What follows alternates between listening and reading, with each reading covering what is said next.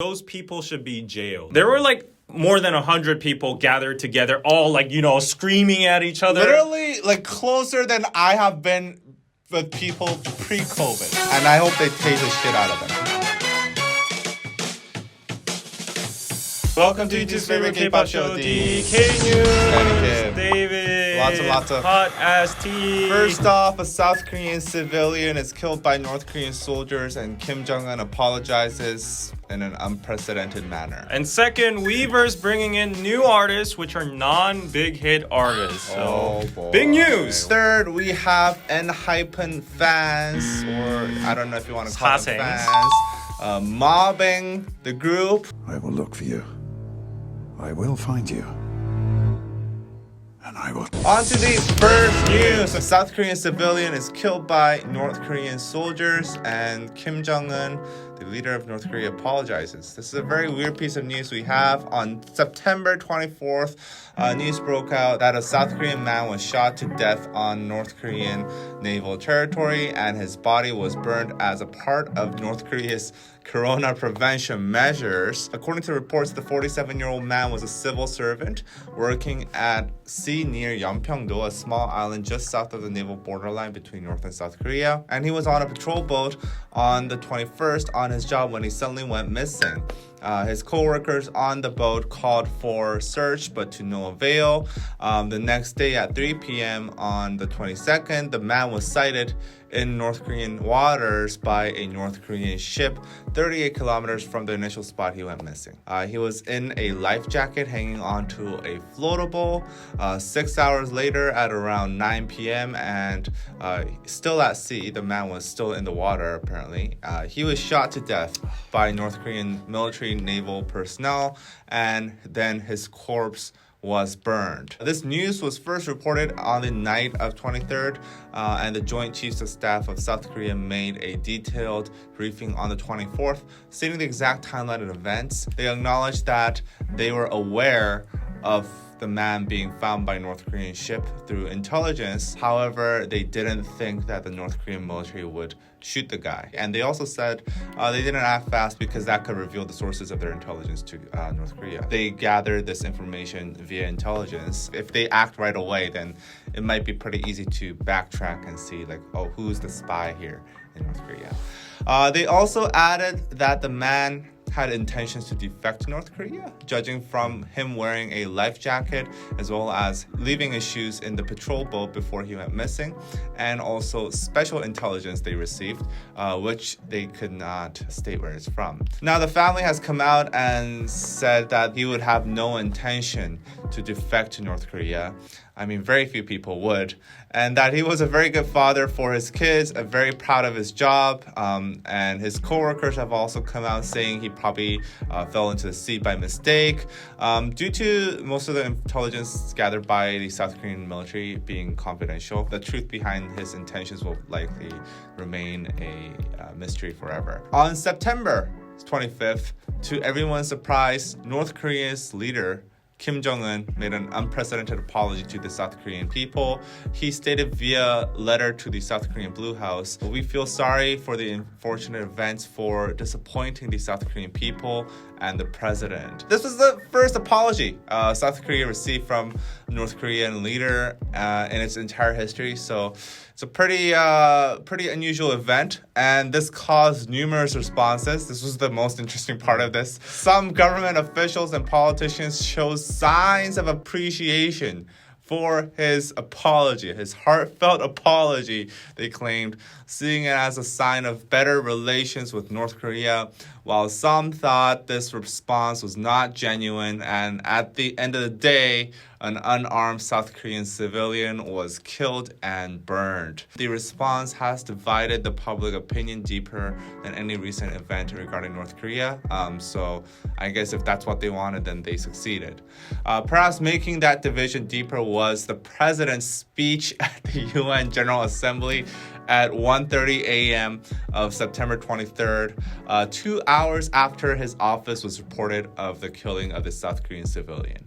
So during the speech, he stated the importance of the declaration of the end of the Korean War. He really wants that, and peace in the Korean Peninsula. Many South Korean citizens felt that this was a terrible time to convey such a message when, you know, one of your people just died and one of your civilians just died, and then you're saying like, oh, we need peace, like let's have peace here. Meanwhile, officials rebutted that the speech was pre-recorded a week prior, but still, like, I don't think that's really an excuse. You have 2 hours to cancel it, right? And it's a very serious event. The South Korean government have requested a joint investigation of the case with the North, though that's unclear whether they will accept. And it's pretty much where we are at right now. North Korea is trying to investigate on its own, and South Korea is trying to join that investigation. Do you believe that this man would defect to the North? No. 100% no. Like, he has kids, he has a good job, he's living in the South, which is like a developed country. North Korea has no human rights.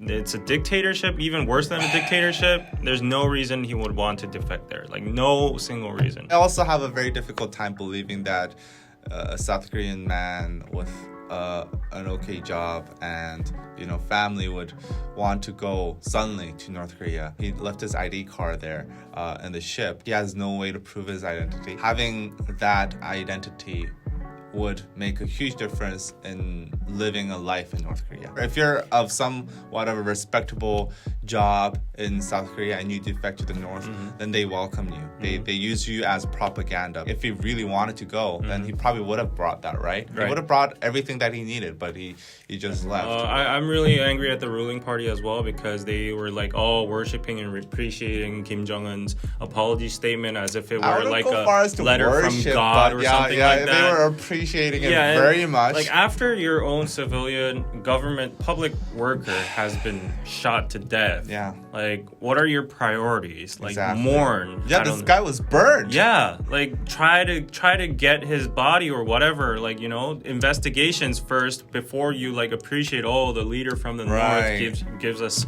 you know, apologies. Yeah, I was so pissed when I saw that news of people just being like amazed. You know, the liberals, they were like, oh my god, like Kim Jong-un, he's changed, he's so sincere. What's more ironic is that like our connections and our like hotlines between the North have been like disconnected for a couple of years now. Like, you know, couple of months now. There's been no communication. They've been bombing our facilities. They like all that kind of stuff, and suddenly they just throw an apology. That didn't even come from his like voice. It was just a letter. It was a fax. When we requested a further investigation afterwards, they said like, oh, don't dig in anymore. Like, if you start, don't you dare. Yeah, don't you dare. If you start something, we'll retaliate. Like, what kind of attitude is that? North Korea's bitch. We're being played and toyed by North Korea's bitch. They kill a South Korean civilian. Like, they use the reasoning, oh, this guy crossed our territories. Well, I don't care. Like, this guy wasn't a floatable, and according to reports, he was just exhausted. Like, there's zero chance that he'll be any threat. He doesn't have weapons. He was completely unarmed, without shoes, on a floatable, floating for like a day. They had the thought to like shoot this civilian for whatever reason. Like, you don't do that, right? You don't do that. We don't do that. We don't do that to North Korean people who float over here. And also the thought that like he has 6 hours. So they found him at 3 p.m. according to intelligence, and they shot him and killed him at 9 p.m. This was not like a knee-jerk reaction of, oh, like, I found a person, I need to shoot him because he's a threat, right? But we're like so thankful. Oh, like, thank you, great leader, for apologizing. I understand you. And it's like just disgusting. I'm very disappointed in South Korea. I wish we were better than being little bitches of Kim Jong-un. On to the non-big hit idols are joining Weverse, and also including a very big name in K-pop. So on September 26th, Big Hit Entertainment and Ben X's exclusive global K-pop community platform, Weverse, hinted at a new artist joining their team. So currently, Weverse has artists such as BTS, 17, TXT, G-Friend, and Newest. The common thing about all these groups is that they're under Big Hit labels, and as Weverse's mission is to become the global K-pop fan community, Harmony, where artists can communicate with their fans directly, including merch shops and video streaming services. A lot of fans in the market have been interested on whether the platform would be able to expand into K-pop in general, meaning non-big hit groups. Right. Most likely the answer is yes, because on September 25th, P1 Harmony, the whole group that had the controversy with Keyhole we covered, announced that they would be joining Weverse. Although P1 Harmony is a group that still hasn't debuted, this was big news in some sort of way because it was the start of a non-big hit group to enter Weverse, and FNC Entertainment has been a strong horse in the K-pop industry for a long time, which has many strong K-pop groups such as FT Island, and AOA. Wait a sec. This is all exciting news, but we had one more surprise because Weverse hinted and actually revealed today that CL from 21 would be joining Weverse as well. So CL stated on her Instagram recently that she had plans of releasing her singles throughout October until her album release. She also stated that she has so much to talk about and can't wait to interact with her fans. Now she's on Weverse and fans are looking forward to talking with her directly. So CL is a still pretty big name since she was in the phenomenal group 21 under the Big 3 label YG. She isn't currently under management. I'm not sure about that, but there's no disclosed information on which label she's in. But people are now speculating on whether if she'll join big hit labels because of her recent move. Do you think she's gonna join big hit labels? I don't think so. I think Big Hit, they want a roadmap for the future. And I think CL, like, she's already big, but like she's not gonna like explode. Now Weverse has shown its potential to expand beyond big hit labels. So do you think other K-pop groups from other labels will join as well? And what do you think about the Big 3? If Big 3 joins Big Hit, then that'll be the start of a K-pop monopoly. If Big 3 joins the Weverse, I highly doubt that because first of all, SM has their own thing. They have their own separate platform. JYP, YG, they're a little less connected, but I still think they would not want to join under Big Hit. That will be a very big, because of their ego. People want to have control. I think JYP, YG, SM, they want to have control over their content. I mean, they can afford to do that because they're the Big 3. They can still do that. So like I think at least for the foreseeable future, we won't see the Big 3 doing anything with Big Hit. FNC recently joined, right? P1 Harmony. So I think FNC artists might join one after one. FNC is actually connected to Kakao M, like the old Rowan Entertainment. So artists from there might join, like who's left? IU. And if IU were to join Weverse, that would be phenomenal. I see that possibility happening. So the FNC and the Kakao M labels, you know, artists joining there. As you said, I don't think the Big 3 will join at all. Because if you look at their businesses and their shares, actually, Naver has invested like 100 million won to SM and YG. So they have a lot of shares and a lot of influence in those two companies. They don't want and Naver has its own platform. It has V-Live and like Fanship. It's the direct competition with Weverse. So I don't think Naver is gonna like let and allow these big two companies to join Weverse at all. That's never gonna happen. JYP hasn't received investment from Naver yet, but there's a lot of speculation that Naver will soon invest in JYP. But at the same time, Park Jin-young, JYP himself, and Bang Si-hyuk go back way along. You know. So they're friends, but at the same time, I feel like JYP himself has a big ego too. Not in a bad way, but he has like his... He has pride. Yeah, he has his own pride. He's the Asian soul. He's like the frontier, like he claims to the American market and stuff with the Wonder Girls.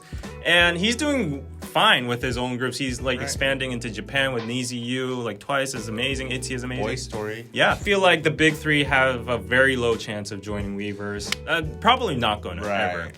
I'm honestly not very bullish on Weverse itself. I think the concept is great. Just the app itself is... I mean, that's gonna get better. That's what they said a year ago. Develop it that's what they said a year ago. We still have a lot of time. And the app experience is... They said they were gonna go against the likes of Naver, and Naver is in direct competition with Big Hit now because they make their own. They made their own fanship service and whatever, their own version of Weverse. Like Naver, their company is an internet company. It's right? huge. Right? And it's the Google. this is their field. So I think whatever Naver is going to develop, they can do it much better. They have the money too. And the UI is going to be way better. The developers. Like the Weverse app experience is just really frustrating. For example, I bought in the soup. Why do I have to go to my purchases to look at like Right. Like Yeah, that bugs me really too. right. Like that's the dumbest shit ever. It should appear in your home screen. No, I I guess they'll bought fix this it. shit for $30, and you're saying like I want to watch. If I want to watch it, I have to go through multiple layers of menus in order to access it. This is the only content that I bought. Like I don't understand that logic. So it's just from seeing that just makes me realize like they don't understand what the users want. So I think at the end of the day, IT giants like Naver would probably win this battle. Like, about the UI and experience and stuff, I think that's gonna get better. But yeah, anyway. They said that for a year. Next news. Okay, speaking of big hit, something terrible and very wrong happened to Enhypen at the airport the other day. On September 26th, Enhypen landed on Gimpo Airport after their schedule in Jeju Island. A sizable crowd gathered outside the terminal to take photos of this rookie group. But even before they got out into the public area of Gimpo, many fan sites follow them inside the terminal, inside That's the baggage illegal. claim. I don't know if it's illegal. That's illegal. They were, I think, on the flight with them. So technically, Oh, okay. yeah. And I've seen some photos of them taken on the tarmac, like while they were getting off the plane. So Jeju, Seoul, Gimpo Airport, that's a very cheap flight, like $50. So Yeah, I it's think domestic many flights. people follow them on that flight. Got that information somehow. Now, all hell broke loose when some brave souls waiting outside the baggage claim, like outside in the public area, decided to walk through the no entry zone of the airport. That's illegal. Yeah. Did you see that? Yeah. And into the security zone where Enhypen was trying to get out. And when they did so, the entire mob decided to bombard into the no entry zone to take photos. The few security guards miserably failed at keeping any of the people out, and after a certain point, they just gave up. While Enhypen tried to make its way out of the airport, the mob pushed them and just overall gave a shitload of chaos. This is probably one of the most chaotic airport scenes I've seen in a while. Probably the most chaotic I've seen for a rookie group. They got period. pushed. Yeah, they literally got They pushed. got It's pushed. pretty Crazy. I insane. hate those mobs at the airport. Every time we go to the main airport for KCON or whatever, or Yeah. like international, Oh, we were on there's the same flight always with the that artists. kind of mob in front of the gate, always waiting for like whatever celebrity with their Run. ladders and their Canon cameras. They're Run. running. People like dropping to the floor, like tripping, you know, Right, and, like, going screaming over and every- shit. Also, when we were at LAX, I fly together with Eyes1 and TXT. Yeah. When they were at their baggage claim, these Hazengs were like just right next to them, and Yeah. AB6 and all, like they were like just filming right next to them.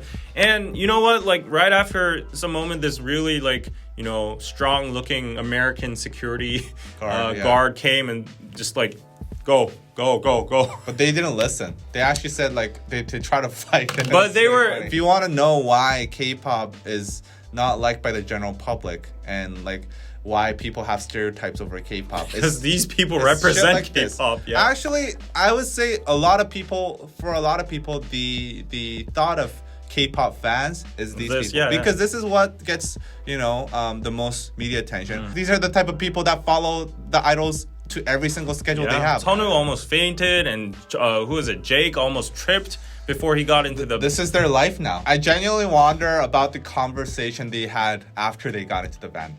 Would they have been excited? I mean, this is technically their first celebrity-like moment, right? Yeah. Like they're realizing how big they are just now. So would they be like, oh, this is like fresh? Because I think at the first time they might be excited. You know what I mean? Yeah, Right? yeah. Or would they be like, oh my god, this is I gonna be my wouldn't be fucking excited. life Yeah. for the next 7 This to 10 is years. this was out of control, and B-Lift should do something about it. They should increase the guard numbers or whatever. They should contact the airport prior to their arrival and stuff, and make things organized and stuff. At least there should have been some measurements, but like I think the label itself has some responsibility too. I think the label has the biggest responsibility. Gimpo Airport is not the biggest. Right, it's a domestic line. It's a domestic line, and it's a very chill airport. There's no like heavy ass security, so I doubt that it's ever ready for this kind of event. Fans, I hope they all get fined and blacklisted. They're not even fans. There's Hazings. There's Hazings in my opinion. Yeah. And I don't know. They're causing damage and harm to the members and the other people at the airport and to themselves as well. It's reckless. No toleration to this. Like, best thing people can do, I think, is not consume the photos. I think that's what first needs to happen. Like, I gotta give it to them. Like, they take some good ass photos, right? You know what I think they should do? But like, if we consume them, then that'll just encourage them. Okay, I will pitch this to K-pop companies. Make a, I don't know, like a transparent box that you can see from the inside, but from the outside you can't see. They're the lenses, so it reflects when there's flashes and stuff.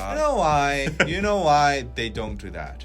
Yeah, the airport photos is good PR too. I mean, even Enhypen, like, embarrassing event, but at the same time, like, now people know, like, wow, like, what who is are these this group? kids that are like the shit that people are like pushing and dying to. Right. At the end of the day, though, that's the reason why companies don't do anything. They just do enough to make it seem like they're the victims, and that to make it seem like they're trying to stop, but it just the chaos got too big. This was no. But at the end of the day, they know shit's gonna happen, but they don't do anything because they need more security and more managers. Even among this chaos, though, like 2 members shined. Did you see? Heesung and Jae, and the way he was like, trying to protect the members and hugging them and stuff like that. That was really, really touching. So it's good press. I feel very sorry for Sunwoo and Jake. They might get traumatized. This is their life, unfortunately. Well, if they have more security guards, that's not going to be their life. It's going to be fine if they have like 5 guards guarding them. I don't think 5 people will stop that mob. You saw that mob. That 5 people ain't gonna stop that mob. Well, like BTS manages. You need tasers. BTS manages, so like they can manage too. You need tasers. Okay. So that's it for DK News today. Please go on to our after show. The time is here below. We'll talk more about whether or not people need tasers for security reasons and shit like that. The topics we discussed today. We'll have a live discussion and you guys can rebut to our points. We'll hear your arguments and talk about it. So please go to patreon.com/DKDKTV. The link is down below, and the time is here, and we'll see you guys next time. Bye-bye. And also, not only fining them, handcuffing them, I think we need to punish them under the current law for doing protest under COVID. Like currently, protesters and gatherings in Korea are currently illegal because it's like under like spreading pandemic and whatever stuff like that. So people are getting jailed by that kind of shit, and the police have zero toleration for an upcoming protest. I think that so under that law, those people should be jailed. There were like more than 100 people gathered together, all like screaming at each other. Literally, like closer than I have been with people pre-COVID. Yeah, what happens if one person there was positive, COVID positive? Like the members would get evicted, everyone would get infected. Everybody in the airport, the airport closes. And I hope they tase the shit out of them.